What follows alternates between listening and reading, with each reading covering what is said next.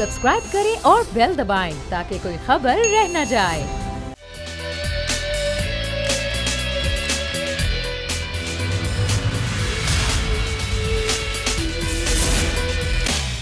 बिस्मिल्लाहिर्रहमानिर्रहीम, अस्सलाम वालेकुम। प्रोग्राम में मैं सुमैया रिजवान आपको वेलकम कहती हूँ। नाज़रीन, शाम के 5 बज चुके हैं और मुल्क के चारों सूबों समेत शहर इक़्तिदार से मौसूल होने वाली तकरीबन खबरें सिमट चुकी हैं। कहीं हड़ताल की कॉल है, कहीं आवाम का बुरा हाल है, हुक्मरान इक़्तिदार के नशे में चूर हैं और अपोजिशन वाले मजबूर हैं। वफाकी वज़ीर हवाबाजी गुलाम सरवर की जानिब से कौमी असम्बली में जारी पायलट से मुतालिक बयान पर जो जग हसाई हुई, उस पर अपोजिशन रहनुमाओं की जानिब से वज़ीर आज़म समेत वज़ीर हवाबाजी गुलाम सरवर से इस्तीफे का मुतालबा किया जा रहा है। Director general civil aviation authority की जानिब से ये कहा गया कि पाकिस्तान के किसी पायलट के पास जारी लाइसेंस है ही नहीं। अब सच्चा कौन है और झूठा कौन, इसका भी जल्दी पता चल जाएगा। मगर दूसरी जानिब अवाम पर एक और महंगाई का बम फूटा है। 10 किलो आटे के थैले की कीमत में 100 रुपये का इजाफा हुआ है। दूध की कीमत में ही मनमाना इजाफा किया जा रहा है।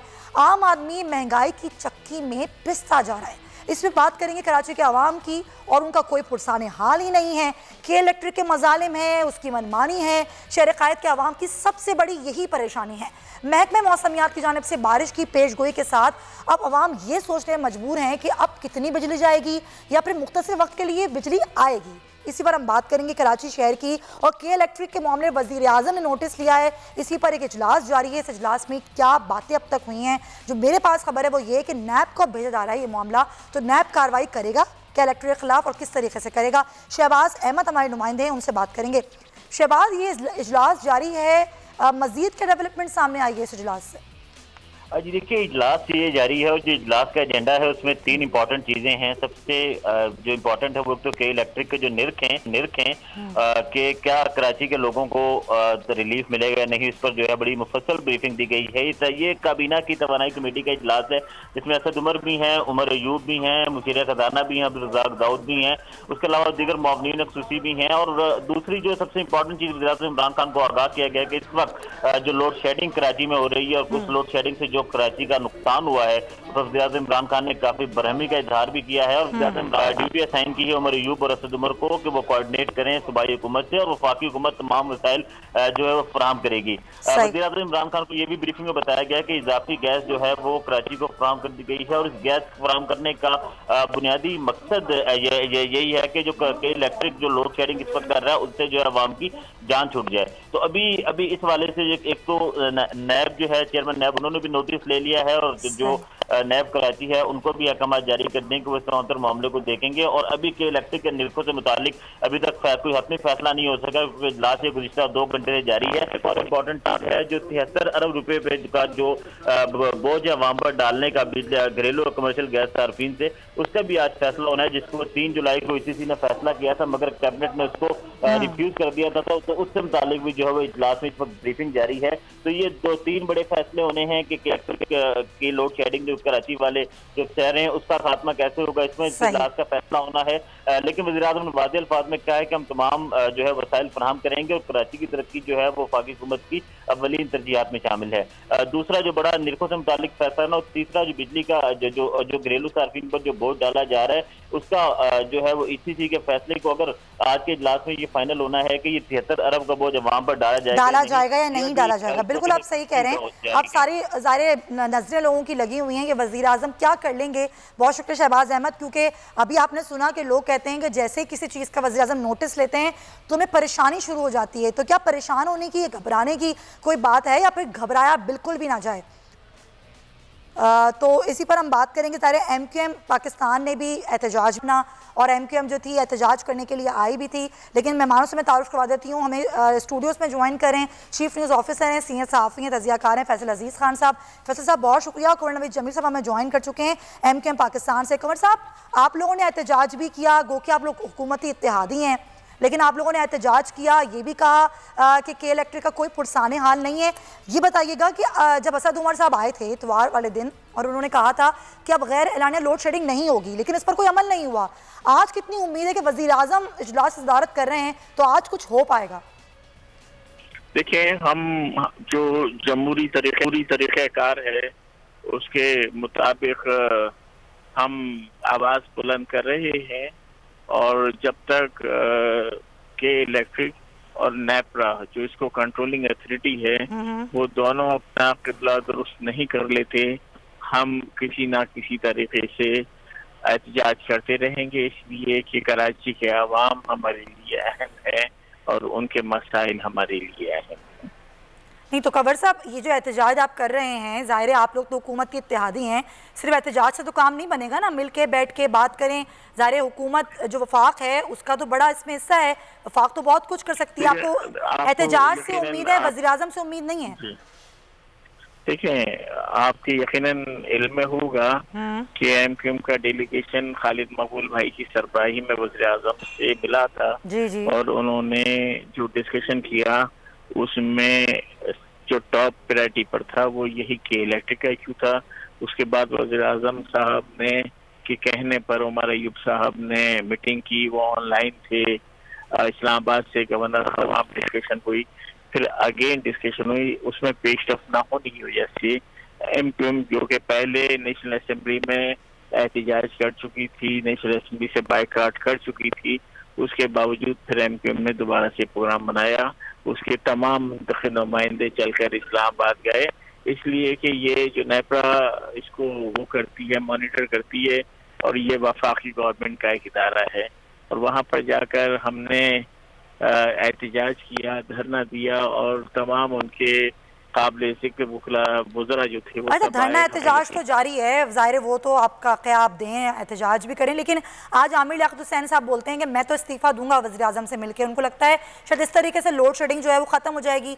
क्या MQM के जो MNAs हैं, क्या वो भी इस तरह का इरादा रखते हैं कि अपने इस्तीफ़े पेश करें? देखिए, आमिर लियाकत साहब अपनी मर्जी के मालिक हैं, यकीनन जो वो बेहतर समझते हैं वो करेंगे, और हम जो बेहतर समझते हैं गवर्नमेंट में रहना हमारे लिए मैटर नहीं है। अच्छा। हमने इससे पहले भी बारहा गवर्नमेंट को छोड़ा है, और कराची और हैदराबाद और सिंध के शहरी इलाकों के इशूज पर हम अभी कुछ अर्से पहले भी गवर्नमेंट को खैराबाद कह चुके थे। उन्होंने वादे किए हमसे, और वादे भी किया, उन पर कुछ ना कुछ अमल भी किया, इसलिए कि इस PSDP में कोई 22 अरब रुपए कराची मुख्तलिफ तरक्याती प्रोग्रामों के लिए रखे, उनमें से ज्यादातर पैसा उन प्रोजेक्ट्स पे रखा गया है जो 18वीं तरमीम के बाद सूबाई दायरा अख्तियार में आते हैं। लेकिन हमने उनसे यही कहा था कि हमें सूबे से कोई उम्मीद नहीं है, लिहाजा आप इसके ऊपर पैसे रखें। उन्होंने हमारी बात मानी है, कराची की तामीर और तरक्की के लिए पैसे रखे हैं, और जो कराची के इशूज हैं, जिनके शहरी इलाकों के इशूज हैं,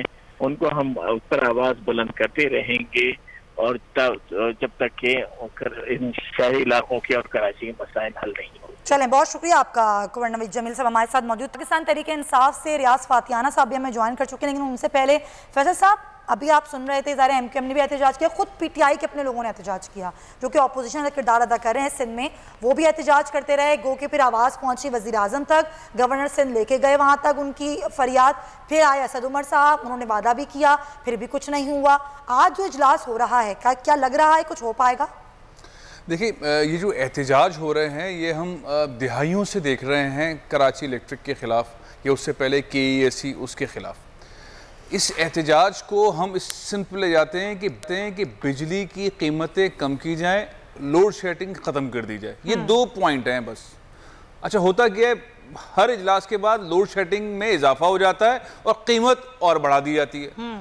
अब उसमें वज़ीर आज़म इमरान खान आज कर रहे हैं, इससे पहले मियाँ साहब को ले लें, इससे पहले ज़रदारी साहब को ले लें, यूसुफ गिलानी साहब को ले लें, सबको ले लें, सब बेबस नज़र आते हैं KE के सामने। जब मैं बार बार ये सोचता हूँ कि एक बिल्कुल सिंपल सी बात है, क्यों सिर्फ कराची इलेक्ट्रिक, क्यों सिर्फ एक कंपनी, वाई नॉट अदर्स? क्यों 2-4 कंपनियां और बना के आप आवाम को सहूलत दें, ये मोनोपोली तोड़ दें, कंपटीशन बढ़ा दें, और कंपनीज को इख्तियार दें कि वो कराची में बिजली प्रोवाइड करें, जैसे कि सेलुलर कंपनीज के साथ है। यूफोन भी है, जैज भी है, टेलीनॉर भी है, जिसको अच्छी सर्विस मिलती है वो उसका पैकेज ले लेता है और देता है। सारी दुनिया में यही है। छोटा सा मुल्क है सिंगापुर, 8 कंपनियां वहां बिजली प्रोवाइड करती हैं। लंदन छोटा सा है, मतलब पाकिस्तान के मुकाबले में, लेकिन बहुत ऑर्गेनाइज्ड है, 20 से ज्यादा कंपनियां बिजली प्रोवाइड करती हैं। यहां पर क्यों है KE? तो यहां पे होना ये चाहिए। डिमांड MQM की क्या होनी चाहिए? अभी कंवर नवीद जमील साहब को मैं सुन रहा था, बहुत अच्छी बात कर रहे थे, लेकिन डायरेक्शन रिजल्ट ओरिएंटेड थोड़ी है। वही मुजाहरा कर रहे हैं प्राइस कम कर दो, ओवर बिलिंग नहीं हो, लोड शेडिंग नहीं करो, हम शहरियों के साथ खड़े हैं। यही बात मुस्तफा कमाल कर रहे हैं, यही पीटीआई कर नहीं। ऑप्शन ये है कि डायरेक्शन, आप डायरेक्शन हो उसके अंदर बोले 2 4 5 जो आप बात कह रहे हैं ना कि ऑप्शन ज्यादा पैदा किए जाएं ताकि मनमानी ना हो के इलेक्ट्रिक की, इस पर काम करना नहीं चाहते, कभी करने की कोशिश नहीं की गई। ये डायरेक्शन दुरुस्त कौन करेगा? चलें अगर पीटीआई इस पर स्टेप ले तो कैसे ले रहे हैं? फातियाना साहब, कल पाकिस्तान पीपल्स पार्टी के एक सूबाई वजीर ने मेरे प्रोग्राम में बात कही कि हम तो बात करना चाहते हैं कि बिजली के कई मंसूबे हैं, इनको शुरू किया जा सकता है, आइए बैठिए सिंध हुकूमत के साथ, बैठ के हम आपको बताएंगे कि हम बिजली किस तरीके से पैदा कर सकते हैं, तो हमें के इलेक्ट्रिक का मोहताज नहीं होना पड़ेगा। क्यों नहीं बैठती वफाक और बात क्यों नहीं करती सिंध हुकूमत के साथ? देखें, इस वक्त आइनी तौर पर तमाम सूबाई हुकूमतों को अख्तियार है, अगर वो चाहें तो अपने ज़राए से बिजली पैदा कर सकती हैं, अपनी डिस्ट्रीब्यूशन कंपनी बना सकती हैं, और मुख्तलिफ सूबों ने अपने पावर डिपार्टमेंट भी बनाए हुए हैं। किसने कहा है या किसने रोका है आपको वफाक की तरफ से कि आप सिंध या बाकी हुकूमतें बिजली पैदा नहीं कर सकती या डिस्ट्रीब्यूट नहीं कर सकती?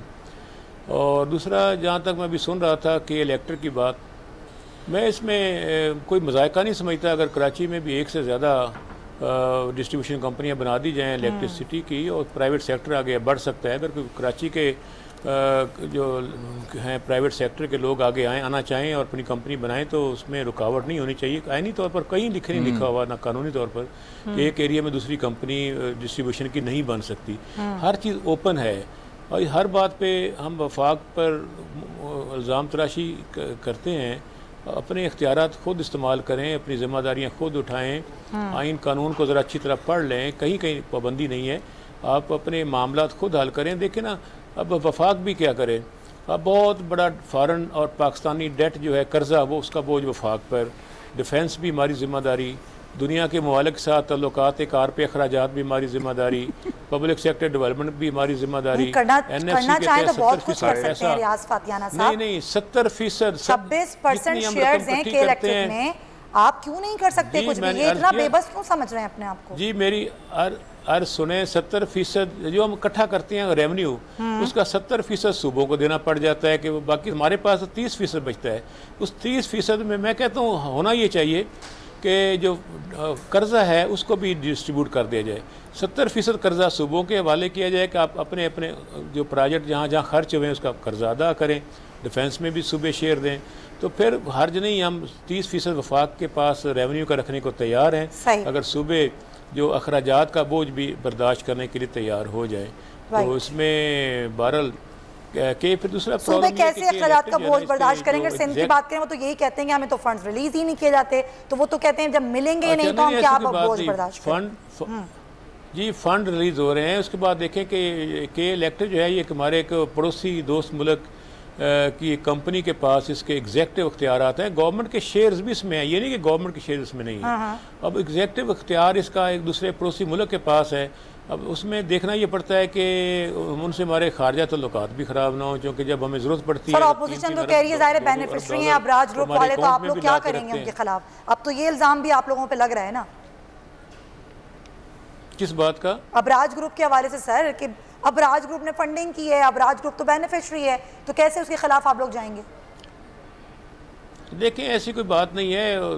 पाकिस्तान की कौन सी सियासी जमात है, कोई लोगों को सऊदी अरब से पैसा मिलता रहा है, कई ऐसे हुक्मरान पाकिस्तान से गुजरे हैं और वो मुख्तलिफ हुकूमतों से लेते रहे हैं, जो कि नहीं लेना चाहिए। लेकिन ये है कि तकरीबन दुनिया भर में इलेक्शन से पहले लोग डोनेशन लेते हैं, लेकिन मेरा नहीं ख्याल किसी गैर मुल्की कंपनी से पीटीआई ने कोई कर्ज या आपका ऐसा कोई ख्याल ली हो, ऐसी बात नहीं है। महज इल्ज़ाम तराशी है, इसकी हकीकत इसमें कोई सिरे से हकीकत नहीं है। क्योंकि अगर आप फॉरेन फंडिंग लेते हैं तो डिक्लेयर करना पड़ती है इलेक्शन कमीशन के पास। हमने तो बताया हुआ है कि सवाए ओवरसीज पाकिस्तानियों के वो में फंडिंग करते रहते हैं। ये एक डिफरेंट बहस है, ये एक डिफरेंट बहस है, इसको फिर किसी और वक्त में उठा के रखते हैं। अभी कंपनी से पैसा नहीं लिया। राइट बिल्कुल सही चंद आ गया। लेकिन सिर्फ ये मसला नहीं है कि बिजली नहीं मिल रही है, गैस भी नहीं मिल रही है, और गैस जब सनती एरिया को नहीं मिल जलती है तो ज़ाहिर है वहाँ पर बहुत बड़ा नुकसान होता है। इसी पर बात करेंगे कि क्या सूरत हाल है अभी सनती एरिया की। हमारे साथ मौजूद हैं सुलेमान चावला साहब, सदर हैं साइट एसोसिएशन ऑफ इंडस्ट्री के। सुलेमान साहब, जो साइट के सनतकार हैं उनके पास प्रेशर की कमी की शिकायत आ रही है, क्या बताएंगे आप, ये कब से शिकायत मौसूल हो रही है और क्या सूरत हाल है? अस्सलाम वालेकुम जी, पहले तो सनिया शुक्रिया आपने मुझे लिया जी। और गैस के हवाले से मैं ये गुजारिश करूं आपसे कि लास्ट वीक से गैस पहले तो उन्होंने हमें बगैर बताए जुम्मा हफ्ता इतवार बंद कर दी और उन्होंने कहा जी आप इंडस्ट्री बंद कर दें। शाम के वक्त उन्होंने हमें एक मैसेज भेजा कि जी कल से आप इंडस्ट्री बंद कर दें। और अब जबकि फिर हमारी सैटरडे को गवर्नर साहब से हमारी मीटिंग हुई और असद उमर साहब ने वादा करा कि जी पीर से आपका प्रेशर भी सही हो जाएगा और पीर से कोई आपके यहाँ बंदिश नहीं होगी। मगर अनफॉर्चुनेटली ये हाल हो गया कि पीर को थोड़ा सा प्रेशर बन था, लाइन पैक बन गया। उसके बाद 2 दिन के बाद हाल ये है कि आज पूरी इंडस्ट्री बंद पड़ी हुई है, गैस का प्रेशर बिल्कुल जीरो है। अब आप बताएं कि किस तरह हम लोग इंडस्ट्री चलाएं, किस तरह हम जो है क्या काम करें, हमें तो समझ में नहीं आ रहा। बिजली 8-8 घंटे 10-10 घंटे लोड शेडिंग बिजली की हो रही है। गैस का मौक़िफ़ क्या है इस हवाले से? उनसे कोई बातचीत हुई आपकी? कोई जवाब नहीं देते। वो कहते हैं जी बस हम कर रहे हैं, हो रहा है, हमने के इलेक्ट्रिक को दे दिया, के इलेक्ट्रिक वाले कहते हैं हमें मिली नहीं। हम तो बस इसी तरह कभी उनकी सुनते हैं कभी इनकी सुनते हैं और हम रोते रहते हैं। बहुत शुक्रिया सुलेमान चावला साहब की गुफ्तगू। फैसल साहब आपने सुनी, असद उमर साहब किस किस से वादे करके चले गए और कोई वादा भी पूरा नहीं हो पा रहा, क्या उनको मालूम नहीं था या उन्होंने ऐसे ही वादा कर दिया बस? देखिए यहाँ पे गैप जो बार बार नजर आ रहा है ना कि plan, short term plan, mid term plan, long term plan. हम एक तरफ बात कर रहे हैं इकोनॉमी को ठीक करने की, इंडस्ट्रीज को ठीक करने की। चावला साहब ने तो बहुत सादगी से कहा, गुस्से का इजहार नहीं किया, बहुत खतरनाक बात है, बहुत सादगी से कह गए। 26,000 इंडस्ट्रीज कराची में हैं, 26,000। पाकिस्तान को 70% रेवेन्यू देने वाले शहर के इतनी बड़ी स्टेट के चेयरमैन ये कह रहे हैं गैस नहीं मिल रही, बिजली नहीं मिल रही, वो कह रहे हैं फैक्ट्रियां बंद कर दो। ओ भाई हम एक्सपोर्ट में पीछे जा रहे हैं, बेरोजगारी में इजाफा हो रहा है, महंगाई में इजाफा हो रहा है, मामला आके रुकता है गवर्नेंस मैनेजमेंट के ऊपर।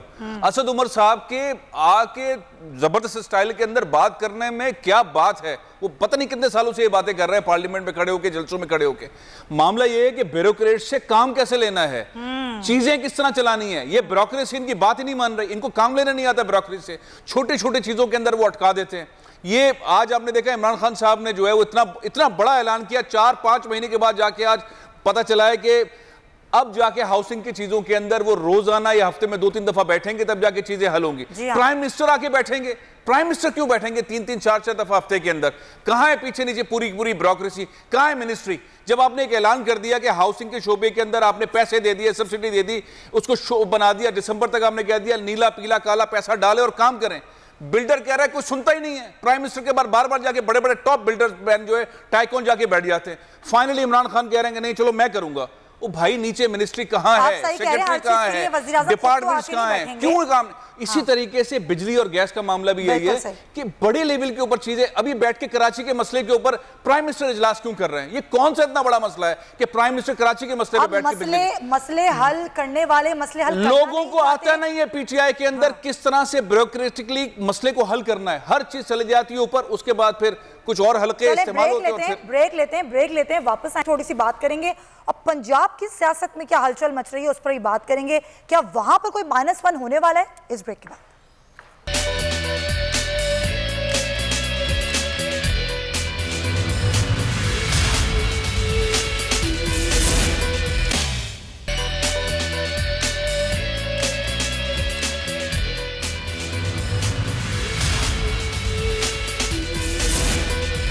Welcome back to the show. और -1 की बड़ी बातें हुई जनाब। वज़ीर आज़म ने खुद फ्लोर ऑफ द हाउस खड़े होकर कहा कि -1 की बातें हो रही हैं, -1 नहीं हो पाएगा। लेकिन अब पंजाब में -1 की बातें होने लगी हैं और ये खबरें भी सामने आ रही हैं कि इस पर कई मीटिंग्स भी हो चुकी हैं, कई नामों पर भी बात हो रही है। तो क्या वसीम अकरम प्लस बुज़दार साहब क्या जाने वाले हैं? क्या वाकई ऐसा हो सकता है? क्योंकि कई बार परफॉर्मेंस की, गवर्नेंस की बातें हुई पंजाब में, लेकिन हमेशा वज़ीर आज़म का एक ही मौक़िफ़ था कि कुछ भी कर लें लेकिन बुज़दार साहब कहीं नहीं जाएंगे। लेकिन अब अगर ये खबरें सामने आ रही हैं और इस तरह की बातें भी हो रही हैं, चमगोइयाँ भी हो रही हैं, मीटिंग्स भी हो रही हैं, तो इसके पीछे क्या बात है? रियाज फातियाना साहब, मैं चाहूँगी ज़रा आप भी इस पर कमेंट करें। ज़ाहिर है आप हुकूमत में हैं और आप ज़्यादा बेहतर तरीके से बता सकेंगे। ये वाकई क़यास आराइयाँ हैं ये ऐसे ही खबरें फैलाई जा रही हैं या वाकई कोई हकीकत है इसमें? देखिए, इस वक्त की जो सूरत हाल है वो कहीं नहीं जा रहे। अगले 3 साल वो पंजाब के वज़ीर आला रहेंगे। अच्छा।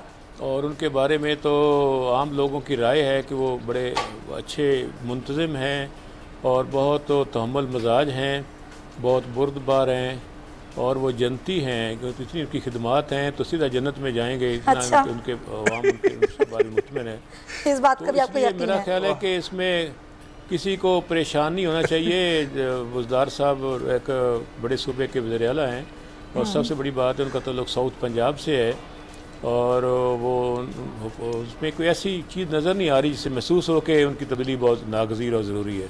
नहीं, मैं तो उस खबर की बुनियाद पर कर रही हूँ, आपने भी खबरें देखी होंगी, कुछ मीटिंग्स भी हुई हैं, ज़ाहिर अब नवाज शरीफ ग्रुप जो है वो भी एक्टिव हुआ हुआ है इस चीज़ के लिए, तो ज़ाहिर आपको भी पता होगा ना कि अंदरूने खाना क्या एक्टिविटीज़ हो रही हैं।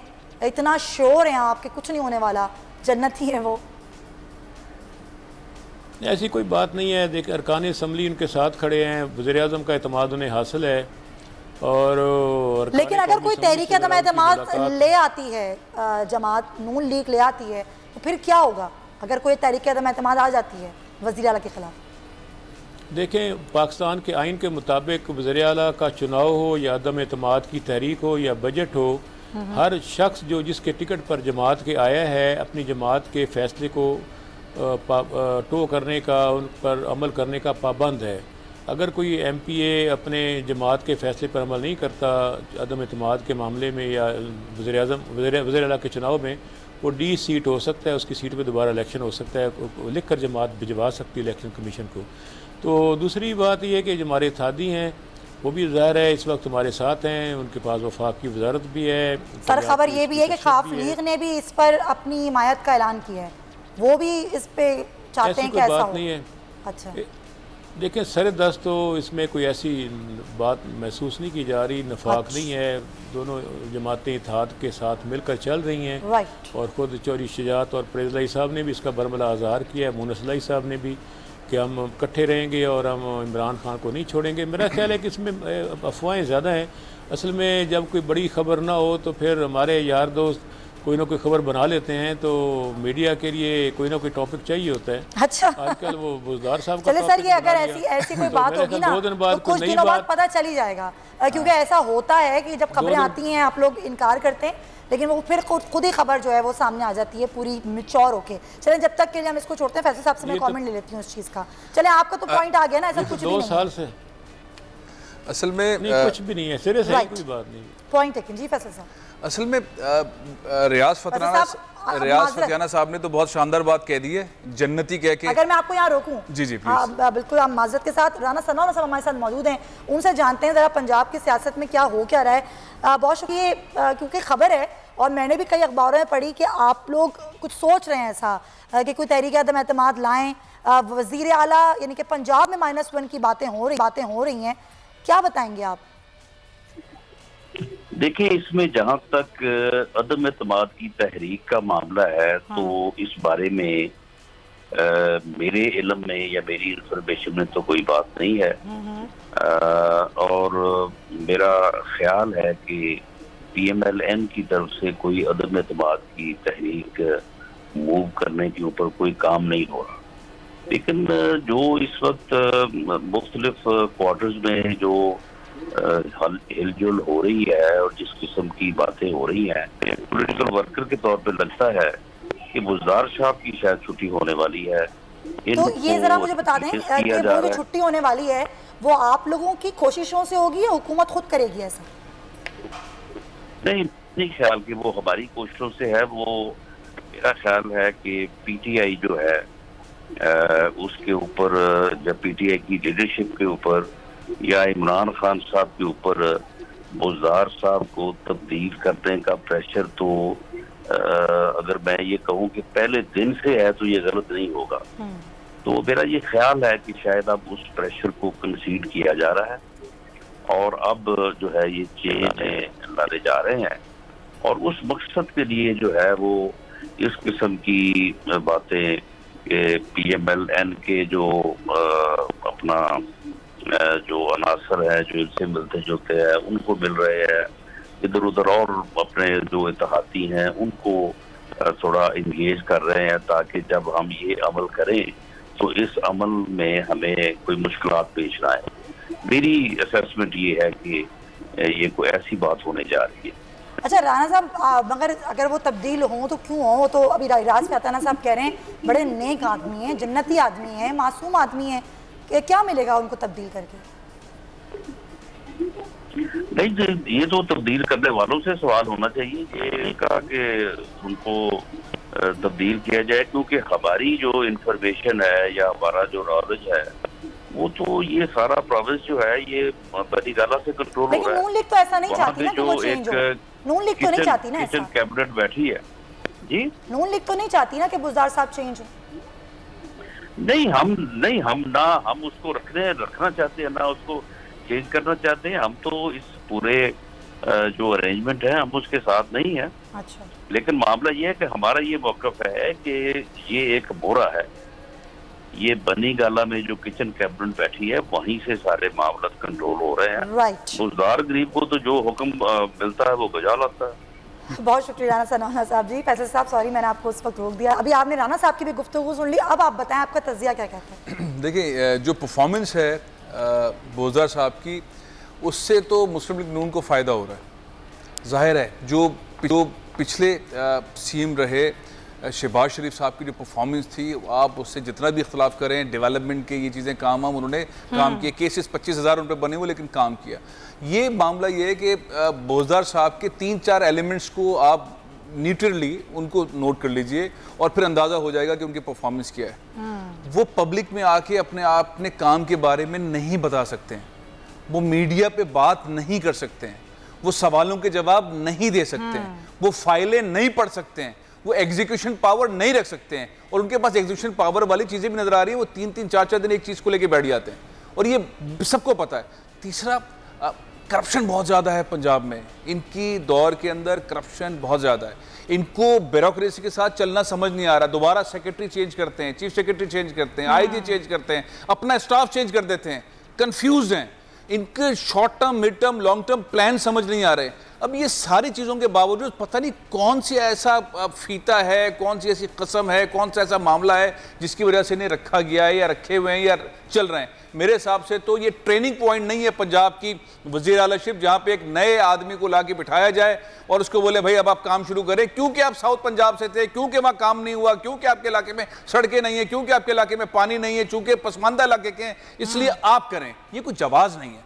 पूरे पंजाब के साथ जो हो रहा है, जो खेल तमाशा हो रहा है, मैं तो रियाज फतियाना साहब का वो जो जुमला है ना, उसको मैं बाय करता हूँ। जन्नती आदमी है, वो एक ही जुमला काफ़ी है, जन्नती आदमी है। जाहिर है पार्टी की मजबूरियां भी होती है, ग्राउंड की सूरत हाल भी होती है। जन्नती आदमी है बुज़दार साहब, और वो जन्नती आदमी इसलिए है कि ना वो खुद कुछ कर पा रहे, बस वो हैं। और अब मेरा ख्याल ये है कि जिन भी दोस्तों की वजह से वो हैं, जिनकी भी ख्वाहिशात पर हैं, अब उनको चेंज होना चाहिए, क्योंकि इनकी परफॉर्मेंस के ऊपर पीटीआई दोबारा पंजाब में हुकूमत नहीं बना सकती, खोज नहीं सकती। ये 2 साल के अंदर जो सूरत हाल है, इनको गेयर चेंज करना पड़ेगा, बंदा बिठाना पड़ेगा जो परफॉर्म करे, जो नजर आए चलता फिरता भागता। अब ये नरम तबीयत है, बात नहीं करते हैं, सादा हैं। वो भाई हमने इनकी सादगी नहीं चाहिए, इनकी ईमानदारी नहीं चाहिए। जन्नत में ये जा रहे, उससे इनका ताल्लुक है। तो यानी आवाम को तो कुछ नहीं दे पा रहे। बंदा बिठाएं जो इन चीजों को जरा सा हैंडल कर पाए। बिल्कुल आप सही कह रहे हैं, ये कुछ करना होगा। अगर अभी फिलहाल तो फातियाना साहब कहते हैं ऐसी कोई खबर नहीं है, और हम भी देख लेते हैं कि अगर जो मीटिंग्स हो रही हैं उनका अब आगे जाके रिजल्ट क्या निकलता है। बहुत शुक्रिया फैसल अजीज खान साहब आपका। ब्रेक पर मैं जा रही हूँ, आएंगे वापस आएंगे तो कुछ और भी इशूज हैं उन पर डिस्कशन करेंगे। स्टे विद अस।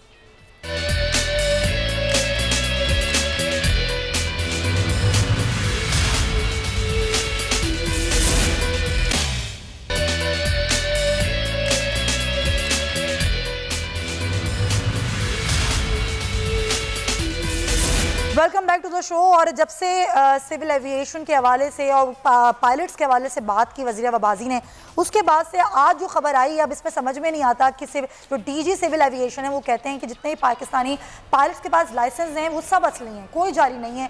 इतने दिनों बाद या कि वो इंकशाफ कर रहे हैं, जब इतनी ज़्यादा इज्जत भी जो है वो ख़त्म हो चुकी। ज़ाहिर है पूरी साख दाव पे लग गई पाकिस्तान की, पाकिस्तानी पायलट्स की, जो पूरी दुनिया में मुख्तलिफ एयरलाइंस का हिस्सा थे। आज वो ये कहते हैं, अब किसका बयान सच्चा माने, वज़ीर हवाबाजी सही कह रहे थे या कि डीजी सिविल एविएशन की बात दुरुस्त है।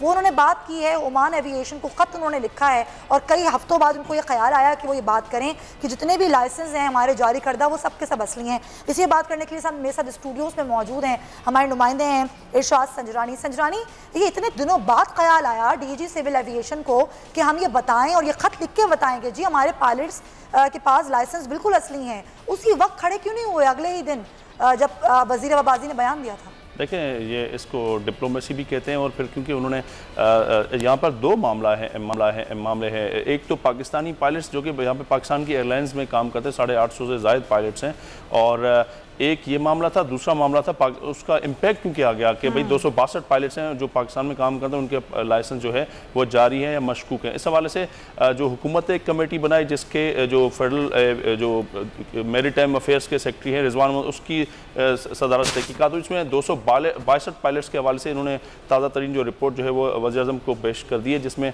मुख्तलिफ जो पाकिस्तानी पायलट्स हैं वहाँ पर जो इनके मशकूक तो हैं। किसी का एक पेपर जैसे एक एग्ज़ाम में वो नहीं बैठा, उसको फिर भी क्लियर कर दिया। किसी एक पायलट उसमें ऐसा है जिसमें 12 एग्जाम में से 11 में फेल है, उसके बावजूद उसमें फेल कर दिया। तो यहाँ पर दो मामला हैं। अब ये जब ये मामला आया तो उस पर जो है EASA ने, आपने देखा PI की जो फ्लाइट्स बंद कर दी, इसके अलावा अमेरिका भी पाबंदी आई।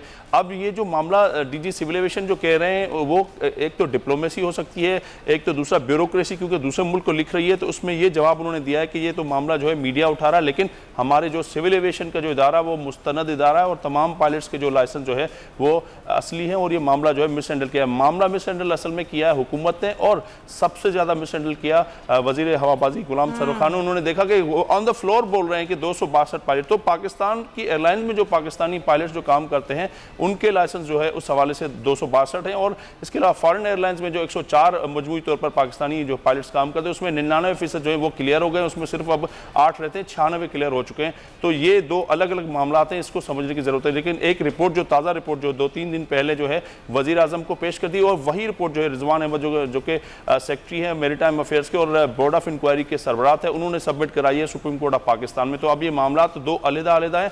फॉरेन एयरलाइंस में जो 104 पाकिस्तानी पायलट्स काम करते हैं उसमें से 96 जो गुज़िश्ता रोज़ तक जो है वो क्लियर हो चुके, सिर्फ अब 8 रहते हैं, मानिए 99%। अब उसी में ही फिर पहले पैराग्राफ में वो लिखते हैं कि भाई सिविल एविएशन के डीजी जो है हसन नासिर जामी के भी पाकिस्तान के जो पायलट्स जो है सिविल एविएशन के तमाम के मुस्तनद है, सिर्फ मीडिया जो है इसको और अब बयान किसका सही माने अब ये समझ में बिल्कुल नहीं आ रहा, और एक अजीब सी कैफियत हो गई है, पूरी दुनिया में हमारी जगहसाई हो रही है। रियाज फातियाना साहब, वज़ीर हवाबाजी कुछ कहते हैं, ये DGC जो सिविल एविएशन है कुछ कहते हैं, लेकिन जो जगहसाई होनी थी वो तो हो गई। अब किसका बयान हम सच माने? देखें, गुलाम सरवर खान एक मंजे हुए पुराने सियासतदान हैं और उन्हें जो कहा गया, जो ब्रीफ किया गया, उन्होंने वही आकर फ्लोर ऑफ द हाउस कह दिया। उसमें उनकी कोई ज़ाती कोताही नज़र नहीं आती। दूसरा ये कि मैं समझता हूँ कि किसी इदारे की साख से ज़्यादा इंसानों की ज़िंदगी कीमती है। तो अगर कोई किसी जगह पे लाइसेंस दुरुस्त नहीं है तो बिल्कुल उस पायलट को अख्तियार नहीं होना चाहिए, और जिसने ये लाइसेंस इशू किया है, अगर सिविल एविएशन अथॉरिटी ने इशू किए हैं तो वो भी ऑफिसर जिसने भी इशू किए उनको भी ना सिर्फ नौकरी से डिसमिस बल्कि उन पर कत्ल का मुकदमा भी होना चाहिए। जो यहाँ पे कोई आपकी बात दुरुस्त है रियाज फातियाना साहब, लेकिन यहाँ पे मुल्क की साख की बात हो रही है ना। पूरी दुनिया में हमारी जगहसाई हुई, हमारी कई एयरलाइंस को ज़ाहिर हमारे एयरलाइन को मुख्तलिफ ममालिक ने बंद किया, बैन किया, पायलट्स को बेरोज़गार कर दिया जिनके पास लाइसेंस भी ठीक थे। अभी खुद हमारे नुमाइंदे बता रहे हैं अब ये जो सूरत हाल पैदा हो गई है इसको ठीक कैसे किया जाएगा और कौन ठीक करेगा? वज़ीर हवाबाजी इस पे ज़्यादा बेहतर अंदाज में बात हो सकती थी। ज़्यादा बेहतर होता कि फौरी स्टेटमेंट देने की बजाय पहले तहकीकात मुकम्मल कर ली जाती, यानी कि आप भी इस बात को समझते हैं, कर दिया जाता कि ये 4 या 10 या 20 लोगों के लाइसेंस दुरुस्त नहीं है, उनको डिसमिस कर चुके हैं और उनका मुकदमा भी दर्ज करवा दिया है, और बाकी हमारे सब लाइसेंस ठीक हैं। वो थोड़ा सा बताने में कुछ थोड़ी सी होगी मेरे ख्याल, यानी कि आप भी समझते हैं मिस हैंडल किया ना इस मामले को रियाज फातियाना साहब। अदरवाइज मेरा ख्याल है कि लेकिन उसका ऑब्वियसली नुकसान हुआ हमें। बैरून मुल्क बहुत सारे हमारे जो पायलट्स एयरलाइंस में हैं उन्हें भी ग्राउंड किया गया, लेकिन वक्त के साथ साथ जैसे जैसे गर्द बैठेगी हालात वाज़ेह होंगे तो सभी लोग अपने सीट्स पर आ जाएंगे मेरा ख्याल है। लेकिन जिसका लाइसेंस ठीक लेकिन रियाज साहब आपने कहा गर्द बैठेगी, लोग वापस आ जाएंगे, लेकिन जो मुल्क की जगह से आई हुई उसको कौन वापस करेगा? बिल्कुल, ये पूरी अब आप देखें ना, इसमें फेडरल एविएशन जो अमेरिका की फेडरल एविएशन है उसने पाकिस्तान की रेटिंग डाउनग्रेड कर दी है। अब आपकी जो एयरलाइंस के जो तैयारे हैं वो कनाडा में भी जो बड़े एयरपोर्ट से वहां पे नहीं उतर सकेंगे, बार बार आपको सेफ्टी चेक्स वो देने पड़ेंगे। तो इसके अलावा जो मुख्तलिफ जो मुलाजमीन है वो चिल्ला रहे हैं, उनकी सैलरीज का इशू है। इस हवाले से गुज़िश्ता रोज जो है ज़रीर गुल दिरानी जो है उन्होंने एक खत लिखा है कि भाई हमारी सैलरीज का इशू है और फिर ये दीगर साहब है। तो ये मामला है, तो बहुत बड़ा मामला है। सिविल एविएशन के डीजी सामने नहीं आ रहे, जो मीडिया पर बात नहीं करने आ रहे। सुमैया जी जी फातिया, इस पे तहकीकात बिल्कुल पाया तकमील तक पहुंचनी चाहिए और हक और जो सच और झूठ का आपस में फ़र्क होना चाहिए, दूध का दूध और पानी का पानी होना चाहिए। अगर जो लोग मुलव्वस हैं लाइसेंस इशू करने में, जो गलत इशू हुए हैं या जिन्होंने हासिल किए हैं, उनके खिलाफ ना उनकी डिसमिसल हो बल्कि मुकदमात दर्ज हो, उनको गिरफ्तारी हो, और जो ठीक हैं जिन्होंने गलत काम नहीं किया उसके बारे में भी हुकूमत को वजाहत यकीनन करनी चाहिए, सिविल एविएशन को भी। और जिन लोगों ने मिस हैंडल किया इस मामले को उनके खिलाफ क्या होना चाहिए फातियाना साहब? किनके खिलाफ? जिन्होंने मिस हैंडल इस मामले को किया उनके खिलाफ क्या होना चाहिए? आप बड़े बेबाक हैं, आप फ्लोर ऑफ द हाउस खड़े होकर बड़ी बड़ी बातें बोल देते हैं। अभी आपने एक्सेप्ट भी किया, बिल्कुल मिस हैंडल किया गया, उनके खिलाफ क्या होना चाहिए जिन्होंने मिस हैंडल किया इस चीज़ को? जी मैं समझता हूँ कि वज़ीर ने वही कुछ कहा जो उन्हें नीचे से ब्रीफ बनाकर भेजा गया। इसमें बुनियादी तौर पर वो ब्यूरोक्रेसी ज़िम्मेदार है जो सिविल एविएशन अथॉरिटी में बैठी हुई है, जिन्होंने इसको संजीदगी से नहीं लिया मामले को और ऐसे ही अपनी जांच छुड़वाने के लिए एक टैक्स फिगर। चलें, आपका पॉइंट आया, ये बड़ी बात है कि आप इसको एक्सेप्ट करें। सर बहुत शुक्रिया, वक्त खत्म हो गया है।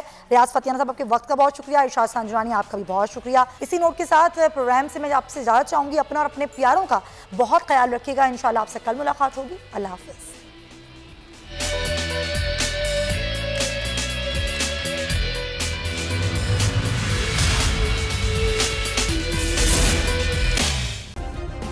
सब्सक्राइब करें और बेल दबाएं ताकि कोई खबर रह न जाए।